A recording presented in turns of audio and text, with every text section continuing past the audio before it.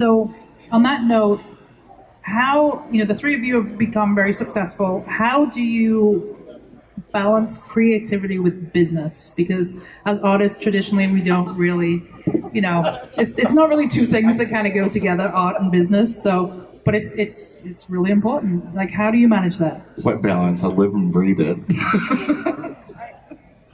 Go ahead, expound. I have to say, like, I'm so thankful for my partner, Javi, because he... Oh, is he? Oh, there he is, right there.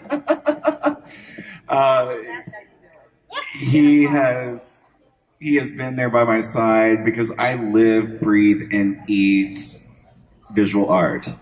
I feel like it's an important aspect of what we experience every day. It moves me when I see someone that walks up to one of my paintings and they get moved and they have an emotional experience. And if they want to own that piece of work, it's how to complete that sale. And he's been by my side the whole time. And the business side can be very convoluted, and there's a lot of detail work that you have to do. For us, like, we have to look at certificates of occupancy on our buildings, the lease rates, how do we balance like all the details of all the monetary aspect, but still be able to have some good time to be able to take time for ourselves and create. And taking time to create is a big aspect, because otherwise we just dissolve. I feel like time management is a really big factor in that, is separating, your time to create with your time to put your business hat on. Right. How do you kind of manage that, Ginger? As an individual artist, it is difficult to manage your career because let's say you're just submitting, you're trying to get into art galleries, all of that takes time. Plus, I don't know how long or intensive your art is taking. So it's just a lot of work. Try to find somebody to help you. I think speed date. Find out during the speed date. This is not a dating show, by the way. Just in case anyone wasn't sure. No, I'm just kidding. I think something that I heard at a show recently was, if you're just starting out and you maybe don't have a manager, husband or wife, or you don't necessarily have the financial resources to go out and hire somebody, talk about trade.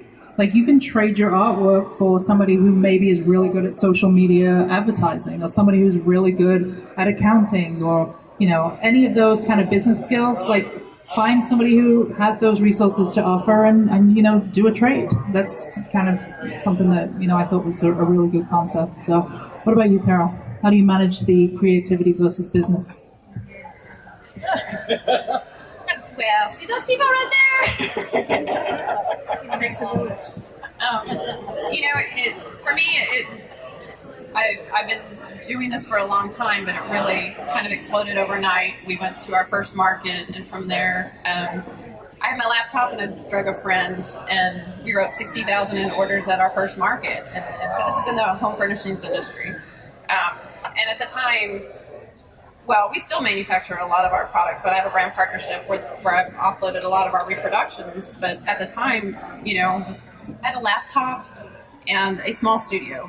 And it was like, holy crap, now what do you do?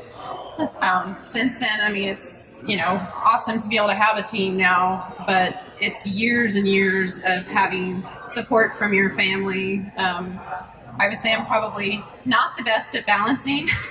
I live it, breathe it. I sleep at the studio. We wake up at the studio.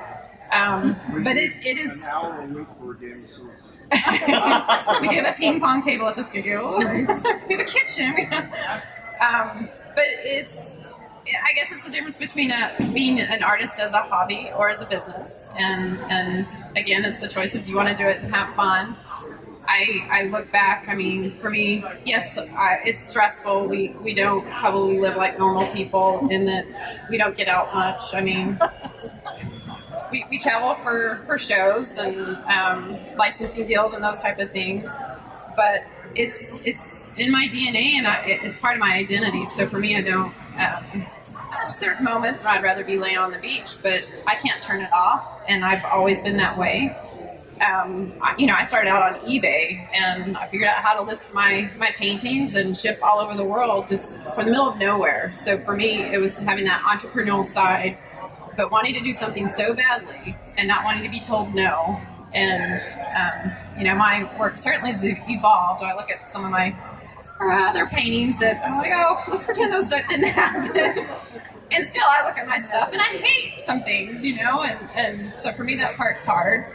But I think if you want to do it as a living, you've got to grow up. You got to learn social media. As much as I hate that, it's been something that's been very like, all right, I hate to know this stuff, but you have to dig in and you have to promote yourself. And no one's going to, I guess, looking at your end user, whether you're doing fine art, original art, gallery level, public projects, selling and working with home furniture, like our accounts are interior designers. No matter who you're working with, if you can't sell yourself and believe in yourself and have that business sense, that's everything. And so I don't know, balance to me is not the right word. Obsession, yeah. And obsession and passion. I hear passion from all three of you. And I think that dedication is the key as well. I forget who he was referring to. I think it was John Lennon who said it takes 10,000 hours to become an expert in something. If you're living, breathing, showing, creating, you're going to become, more refined. You're going to become an expert.